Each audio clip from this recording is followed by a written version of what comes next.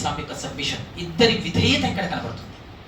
ఒక తండ్రి విధేయత, ఒక కుమారుడి విధేయత, హాజరా తల్లి హాజరా యొక్క విధేయత స్పష్టంగా ఇక్కడ కనబడుతుంది. ఆ తర్వాత అక్కడ కొయ్యడానికి కత్తి పెడతారు. కానీ ఇబ్రాహీం అలీ ఇస్లాం ఇస్మాయిల్ని వధింప చేయడం అల్లాహ్ యొక్క ఉద్దేశం కాదు. ఇది కూడా బాగా గుర్తుపెట్టుకోవాలి. అదేమిటంటే ఇబ్రాహీం అలీ ఇస్లాం ఎక్కడైతే ఉన్నారో అది బబిలియోన్ ప్రాంతము, బబిలియోన్ సంస్కృతి. బబిలియోన్ సంస్కృతిలో నరబలుడు ఇచ్చేవారు. దీన్ని బాగా గుర్తుపెట్టుకోండి. చాలా మంది మనల్ని అడుగుతూ ఉంటారు, ఏమిటండి మనిషిని కోయమంటారు, మీ దాంట్లో జంతువుల్ని కోస్తారు అని చెప్పి అంటారు. అసలు ఎందుకు వచ్చింది ఈ పండుగ అంటే బబిలియోన్ సంస్కృతుల్లో నరబలి ఉండేది. ఇబ్రాహీం అలీ ఇస్లాం చేత ఆ నరబలిని తొలగించడానికి అల్లాహ్ చేసినటువంటి ఒక ప్లాన్, అల్లాహ్ ఇచ్చినటువంటి ఒక యాక్షన్ ప్రణాళిక. అదేమిటంటే తన కుమారుడు బలిమన్నాడు. అక్కడున్న ప్రజలందరూ ఇబ్రాహీంని చాలా గౌరవించారు.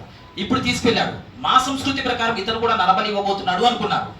కానీ అల్లాహ్ అక్కడ ఏం చెప్పించాడు అంటే, ఓ ఇబ్రాహీం, నీవు నీ కలను నెరవేర్చావు, నేను నరబలిని కోరడం లేదు, నువ్వు అక్కడ ఆపేసేయి అని చెప్పి అన్నాడు. అప్పటి నుండి బబిలియోన్లో పూర్తిగా నరబలి అనేటువంటి సిస్టమే మొత్తం ఆగిపోయింది.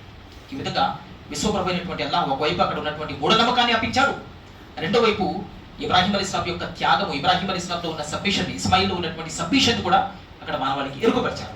కాబట్టి ఇక్కడ మాత్రమే, అక్కడ కూడా నరబలి జరగలేదు. అక్కడ సాధారణంగా మానవుడు మాంసమే తింటూ ఉంటాడు. కాబట్టి మాంసాన్ని అక్కడ నువ్వు తింటూ ప్రజలకు పనిచేయి.